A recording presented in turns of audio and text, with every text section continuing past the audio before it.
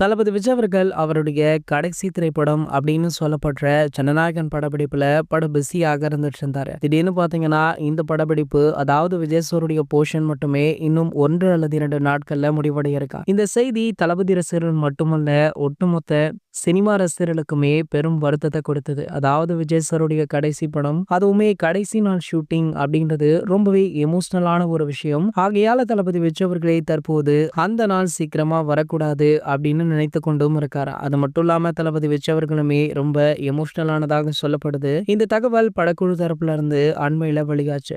தளபதி அவர்கள் சினிமாவை விட்டு விலகும் நேரத்துல அவருடைய மகனான ஜேசன் சஞ்சய் அவர்கள் சினிமாவுக்குள்ள கால் பதிக்கிறாரு. இவருடைய முதல் திரைப்படத்தை லைகா நிறுவனம் மிக பிரம்மாண்டமாக தயாரிக்கிறாங்க. சந்தீப் கிஷன் அவர்கள் ஹீரோவாக நடிக்கிறாரு. நம்ம தமன் அவர்கள் அந்த படத்திற்கு இசையுமே அமைக்கிறாரு. அண்மையில கூட படத்துடைய மேக்கிங் வீடியோ வெளியாகி பட்டி தொட்டி எங்கும் பட்டே கலப்பிச்சு.